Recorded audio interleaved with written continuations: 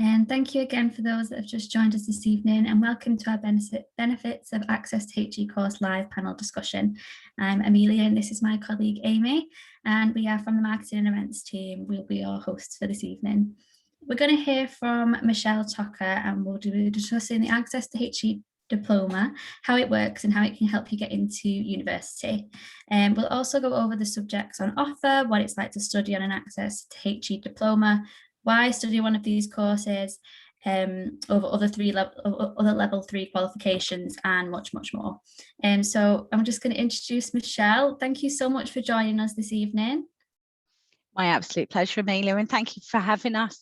It's an absolute honour to come talk about access to higher education courses and work with people who are really interested in really changing their lives. So thank you. I've worked at the college now for 24 years and worked with access students in the last 7 in particular, managing a very wide and diverse provisions. We're the second largest access to higher education provider in the country, and our ability to change people's lives every single day is really important to us. So thank you for this opportunity to come and speak to you all. Yeah, thank you so much. And there's quite a few people joining us tonight. So just to get the ball rolling, please could you just go into a little bit more detail about what an Access to HE course is? Yeah, absolutely. So an access to higher education course is the equivalent of A levels for adults, I suppose.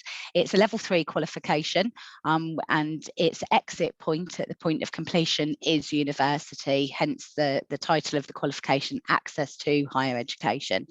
An access to higher education student will generally complete their qualification within a year, 10 months. So if somebody starts in September, you'll be finishing around about this time. So we're currently busy finishing off all of our students for this year. Unlike A levels, it is specifically designed for 19 plus students. So everybody on the course is aimed at what we consider to be a mature student.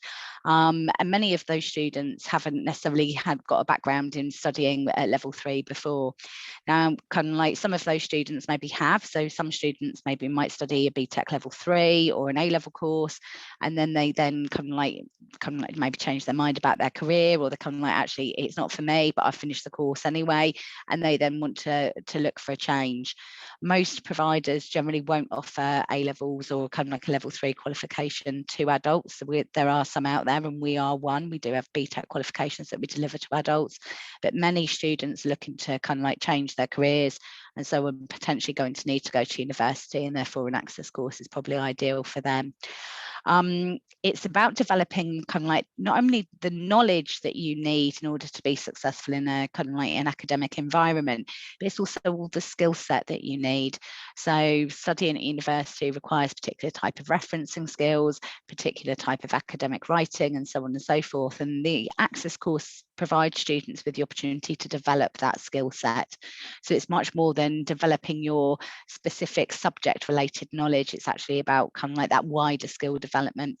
And for those people who've been out of education for some time, it's also an opportunity to get back into an educational environment, and actually to undo potentially some of the things that maybe went wrong for some people the first time around that they were in education, and actually show that education is actually fun. It doesn't have to be a negative learning experience, and it can actually be a really positive next step in people's lives. Yeah, definitely. And things change, don't they? Like you go to school and you learn new things, like to get into the industry again, you need absolutely. to Absolutely. So for those learners then that have applied and have taken that brave step, what can they actually expect from the access course then? Yeah, so an access course is huge. I sometimes refer to it as being a bit like the Mission Impossible type of course. You need to just hold on, even though your jacket's being taken off you in the wind, and you may be holding on with half a hand. It's an intense program. It's a lot of hard work, but actually the reward that you get out of it, and then that progression step then into university, is well worth the effort. most kind of like access students who then go on to university, and 98% of our own students progress into university, they're actually much more likely to stay in their university and to stick with it.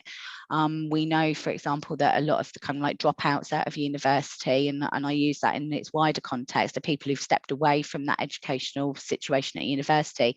They generally come from the kind of like the younger cohorts who are maybe actually at that point in time going, actually, I don't want to study this particular area. Our mature students who've studied an access course are much more likely to stick with it.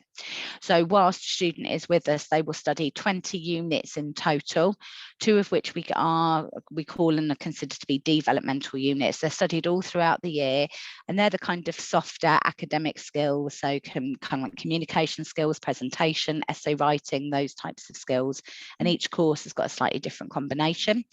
We start at the beginning of the academic year with what we call ungraded units. So every student will start with 3 ungraded units, and that's to kind of like get you started, right? So this is the level of expectation. So we're going to study for a period of time, then you're going to produce a piece of written work, and then kind of like we'll then assess that in terms of, right, what type of skills do you then need to be developing for the future, and even give students an indication of where they would be academically if it was to be graded.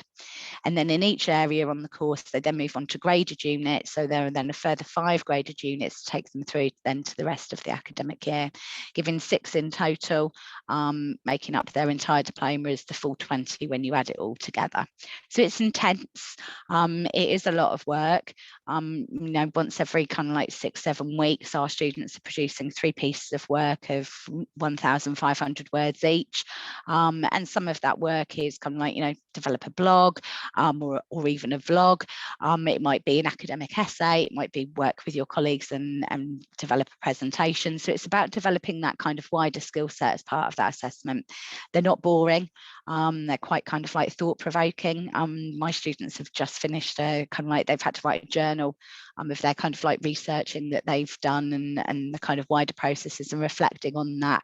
And that's actually been kind of like really interesting for them to write, but also really interesting for me to read. Kind of like, there's nothing worse than reading kind of like, you know, X number of essays that are all saying exactly the same thing. You know, that idea of developing that very personalized learner journey is really important for us. Yeah, definitely. And just out of curiosity, how long are these courses usually, you know, because if we have any learners that do decide to come at a later age and they're trying to balance it around like home life and other things, how does that work? So most of our courses are kind of like, we study in a day and a half, and what we would say to all of our students, and this would be true whether you're on a BTEC course or an A-level course or an access to higher education course, is you then need to invest a similar amount of time in conducting your own research outside of kind of like college hours. So students will spend a day and a half with us in the classroom, and will then be spending about a day and a half on their own time spread throughout the day, whatever in the working week, whatever suits you, in and around your own personal circumstances, working on it. And we'll be looking at doing that for about 10 months of the academic year. And Michelle, can you do that whilst you have a full-time job? Absolutely, yeah. Actually, kind of like, I mean, in particular, whilst we've been kind of like in this pandemic situation, over 3/4 of my students, who are mainly based around kind of like nursing and medicine programs, have actually been working on the front line, many of whom are actually working in COVID wards. So yeah, it is very possible and very doable to kind of like do it on top of. Yes, you may occasionally have to say no to your friends and family who want to go and do this, or to celebrate that, because you've maybe got a deadline and you've not necessarily thought about your time management as well.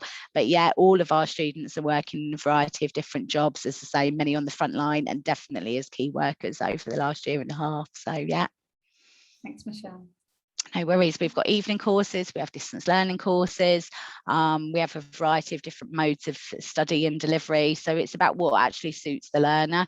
And as part of that enrolment process, we'll have that conversation with each of you to find out kind of like, you know, what is best going to be suitable for you and how you prefer to learn. Some of our courses are very practical. So if we think about, say, medicine, dentistry, pharmacy, veterinary science, those types of things, you know, they are quite hands-on.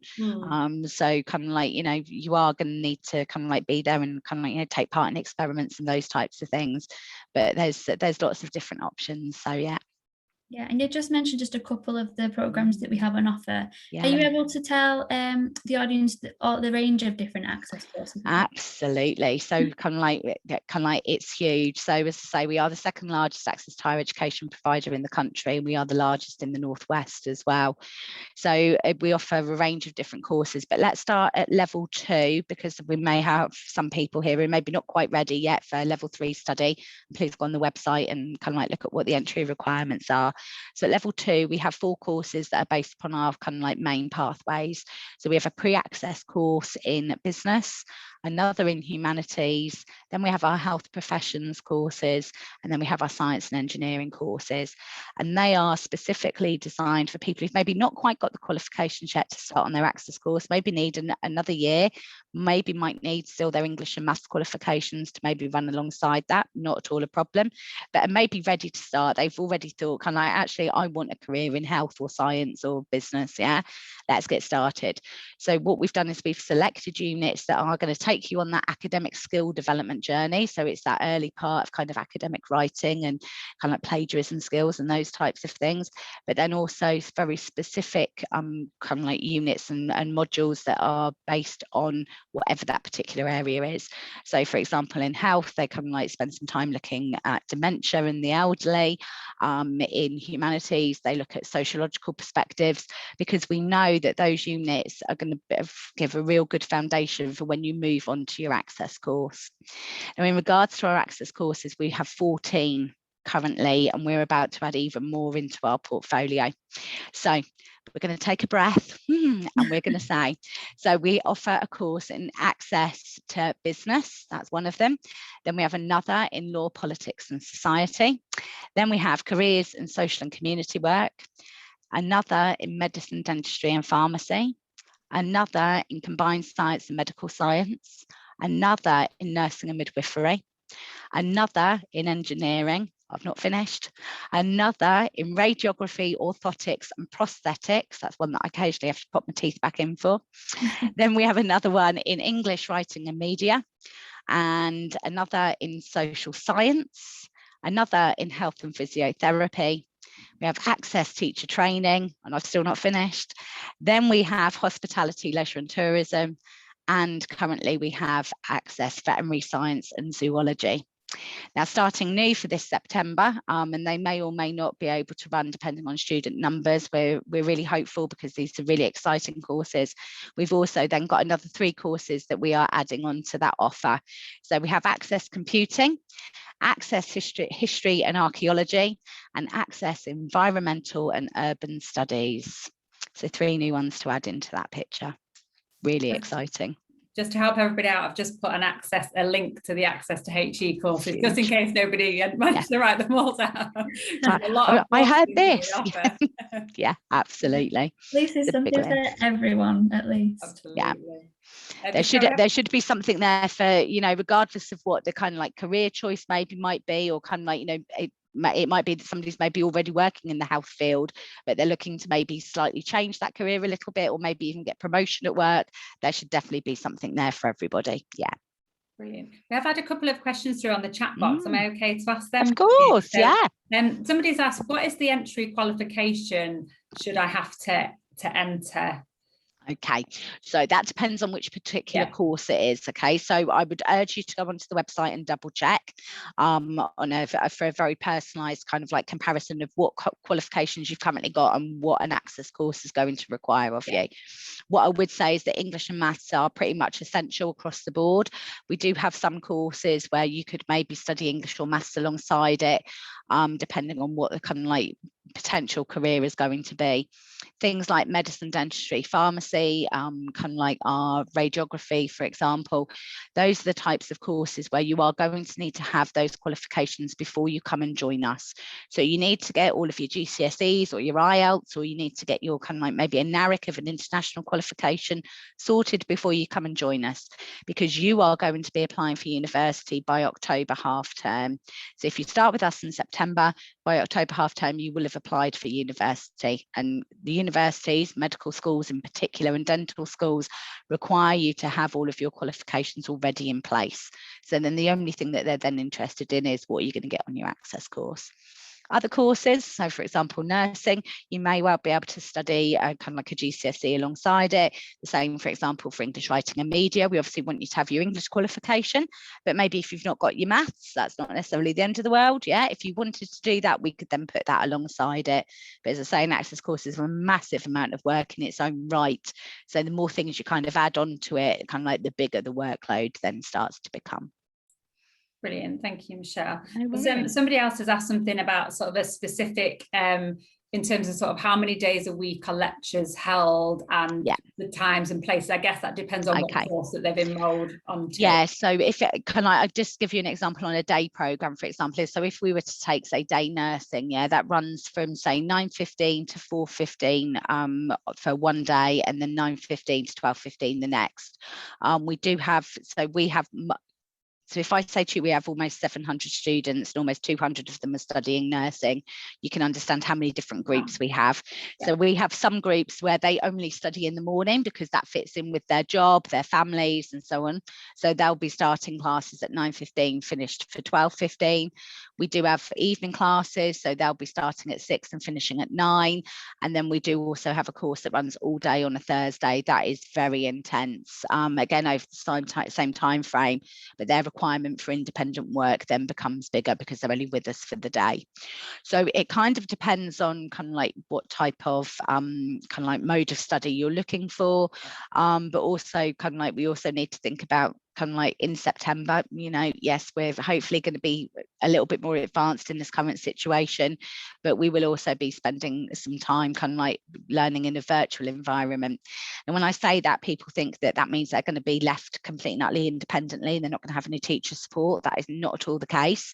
So yesterday morning, it's today Thursday, yeah, today's Thursday, so yesterday morning I was teaching in exactly the same way I am with you now, using Microsoft Teams, to my own group of students and their very last lesson with us, because the course has now come to an end, and we recorded the class, which means that, you know, they could go back and watch it at a time that suits them.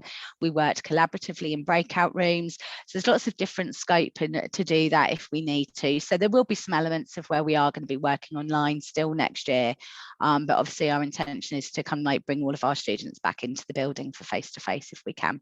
So 9:15 to 4:15 is our normal college day. Brilliant, thank you. Somebody asked something about work placements and well, do they need to have a placement whilst completing the access year for sort of nursing and midwifery, for example? Okay, so the answer to that is real simple. No, this is an academic based course. There is no requirement in order to complete the course that you have work experience. However, what I will say is, from a university's perspective, when they look at your application and they're sorting through the yes, no's and the maybes out of all of those applications, they're going to want to see not only mature students who've got a wide plethora of kind of like normal life experience, but in an ideal world, they'd like to see somebody who's got a little bit of experience in the field that they're going into. When it comes to kind of work experience, we can direct you to, say, Manchester Volunteers, and that's a council-based website that's got a lot of different opportunities on it. And we also have our own internal systems that can support you in kind of like trying to find something that's appropriate for you. Kind of like things like physiotherapy, health and physiotherapy, they very much want you to have kind of like, you know, at least been out and spent kind of like some time at least talking to a physiotherapist about what their job actually entails.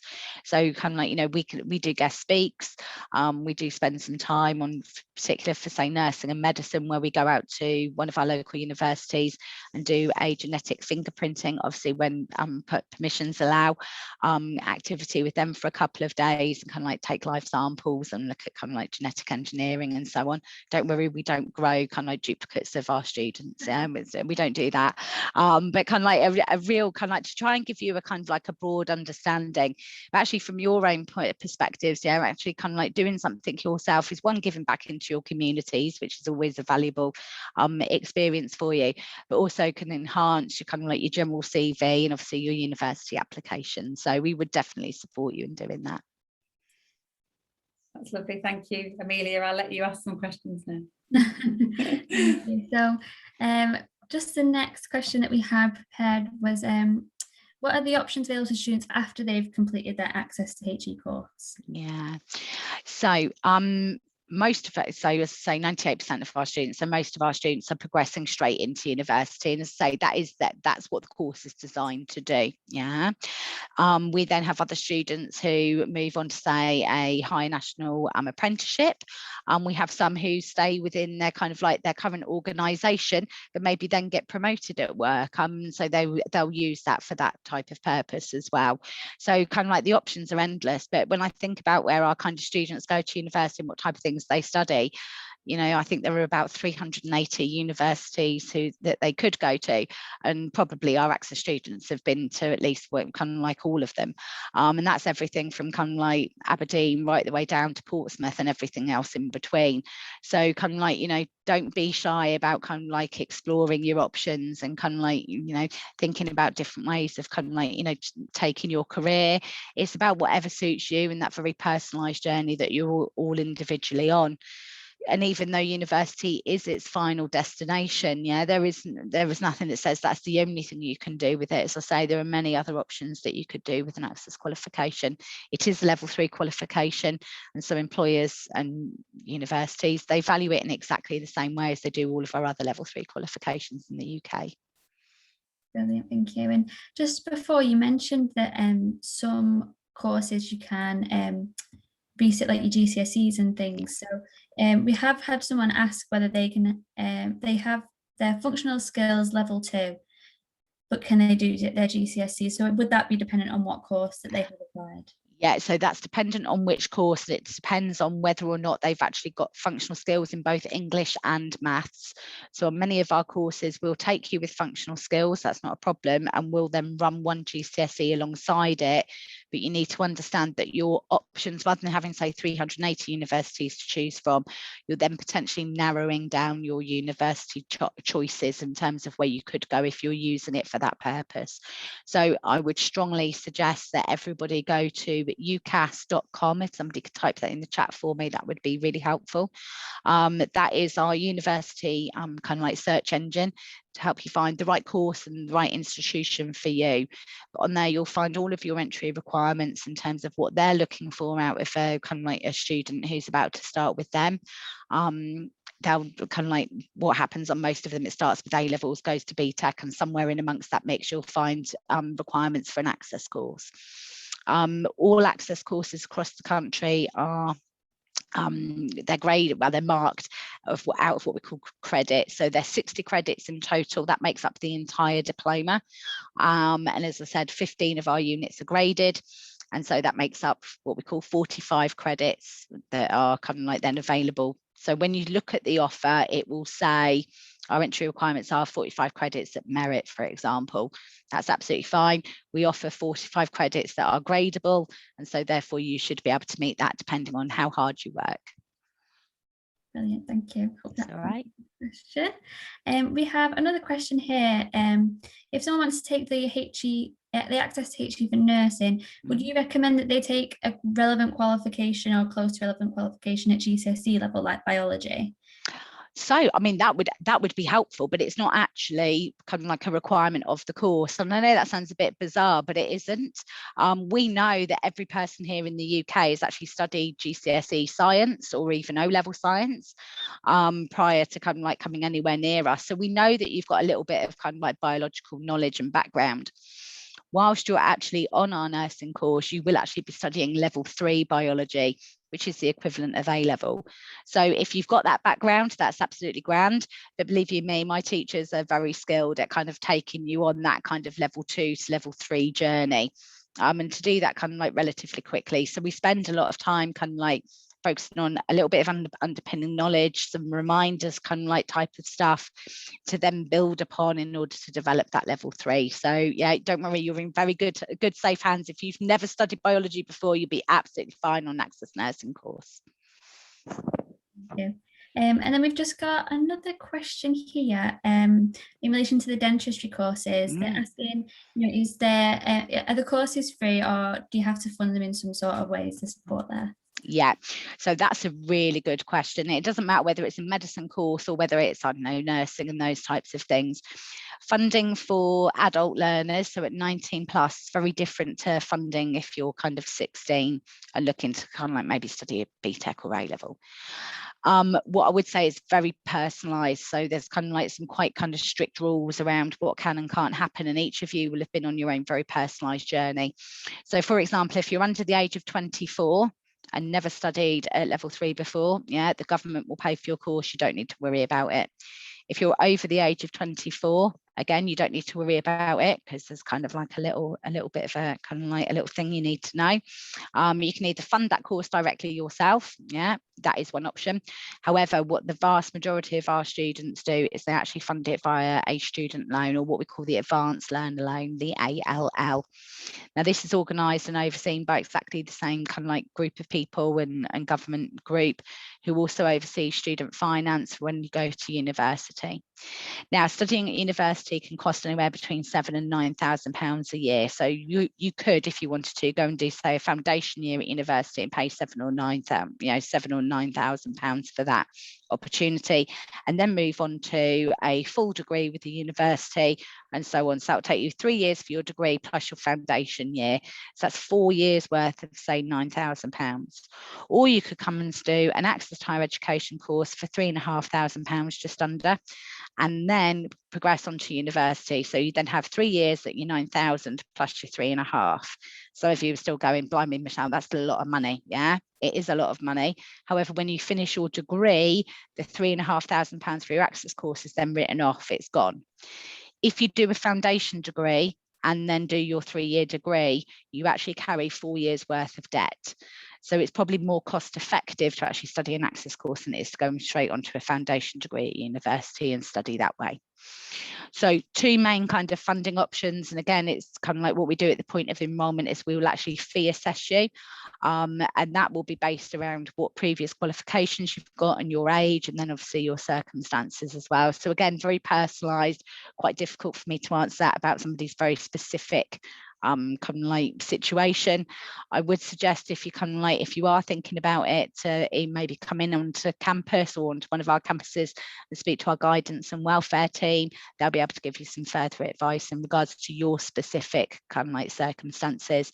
But either way, you shouldn't worry about kind of like how you're going to fund it and where's the money going to come from. Okay, if you're wanting to change your life and you're wanting to evolve your career, then kind of like, you know, it's either going to be free or you're going to be able to write it off. So either way, you kind of like, it's still worth doing. I've just popped in the chat box again. I've just popped the just support, you know, and the fabulous. Thank you. Sort of support there. Somebody's asked another question about the access course supporting an application for research masters if coupled with extensive work experience. Oh, I'm sorry, I'm not sure I understand the question. Are we using the access course as the... Can an access course support an application for onto a master's? Yeah. Okay. If that's coupled with some work experience. Yeah, I mean, that's a great question, but that's not necessarily a question for us. I would definitely be advising that person contact the university directly and actually have that conversation with the admissions team. Kind of like, I think that they'd be really interested in having a conversation with that particular student. So yeah, I don't see why not. It can only do good as opposed to harm. So yeah.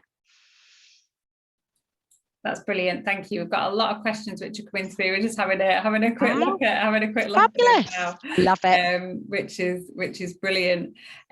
Somebody had said if they've already applied for the access course, when will they start to receive sort of enrolment documents, and can people still apply for September this year? Yeah, so you can still apply. We are still kind of like open for applications, and we've got 2 websites that you can go to. So you'd either go to the Manchester College website or you can go to our USEM Manchester website. Either of those will bring you straight onto an access course. Absolutely, we are still taking applications. We are heavily subscribed, most definitely. So if you are wanting to do it, I would strongly advise you to do it now. Now is your moment for you to make this change. Okay, so let's get an application in. Let's have a look at it. what happens when you put your application in is that's then assessed by our wider team, who then make you an offer based upon your qualifications, and we'll ask you to prove your qualifications at that point in time. So if you're telling us you've got GCSE English and Maths, fantastic, let's see it, all right, to prove it. And that then takes the worry out of it for your mind, because we will then make you an unconditional offer if you meet. We've had a one set of coffee evenings in order to meet some of our new students. We had those in the back end of May. Maybe there were some people on the call who maybe went to that. Fantastic. They met with the teachers and other colleagues and kind of like had a bit of a laugh and a giggle while we all had a cup of tea. Kind of like everyone brought their own biscuits. It's fine. We weren't in the building, so we were very socially distanced. It was lovely. And going forward, we are about to start our kind of like summer program, where we start to think about developing our kind of skills to get us ready to study. So kind of like prepare to learn. Kind of like, so kind of like, you know, what type of things you're actually going to need in a lesson. You know, in our heads, we all think we know what we need, and you're probably right. But actually, is there other things that we maybe might need? Do we need to think about our type of mindset that we're going to use in order to approach this class? You know, some of our students haven't been in education for 30, 40 years. You know, that's a big leap for them to go from kind of like, you know, the world of work to suddenly now being in an educational environment, and that can make them feel a little bit nervous. So we offer that program over the summer as well. And then in the back end of August, depending on what type of offer you've got, so if you've got an unconditional offer, we'll then go straight into what we call summer enrolment. And if not, in the kind of back end of August, early September, we'll then take our main enrolment in. But yeah, absolutely fine. We'll still take applicants. And Michelle, what advice would you give to those learners that are looking for a career change, that are still on the fence about it? What would advice? Do it. I'm really lucky, Amelia. Okay, when I was 5, I lined up my teddy bears and like told them off for not getting their maths right and all that type of thing, like we do when we're 5 and we're playing. But I always knew I wanted to be a teacher, and I'm really grateful that I get the opportunity to do that every single day, and to work with people and change their lives in a real positive way. And I can't think of anything worse than either doing a job that I don't like, or doing a job where I don't see any kind of involvement in what I'm doing, or a job that makes me unhappy in some way. And if you've always had a deep desire to be, I don't know, a journalist, yeah, or to be a doctor, or to go, do you know what? Yeah, this word psychology, people band it about. What does it even mean? Yeah, oh, that's quite interesting. Kind of like, if you've got it in you, why not do it? Yeah, you can wait another couple of years, and the access to higher education course will still be there. But kind of like, if you're thinking about it and it's like gnawing away at you, especially after we've had a year and a half where we've been away from people, yeah, come do it. Yeah, come and embrace it. Let us help change your life. Yeah, and you may only be with us for the 10 months of that duration of that course, but you then join the Access to Higher Education family, and that's very much what we are. You know, the number of students who come back after a year, or after a couple of years. I've got students calling me in their 3rd year at university going, Michelle, I've got a question on this and I don't know where to start. And it's like, well, kind of like, go on then, what's the question? I'm not sure I'll know the answer, but let's give it a go, kind of thing. Kind of like, we are all in it together in changing not only each individual's life, but also changing our communities, and kind of like, and supporting people to actually be who they want to be. So do it. That's my advice. Oh, well, you'll be very glad to know that you actually have. You've encouraged someone to make the decision. Yeah, I totally agree. Says you have great energy, Michelle, and it's really helped them to make the decision to go the social science course. And I would 100% agree with that. 100% agree with that. A social science course, I love it. That's the course I teach on. Yeah, absolutely. Kind of like, and I think, given what we have just been through, yeah, and let's be honest, it's been really hard, and you don't need me to tell you that. Yeah, you all know that it's been hard.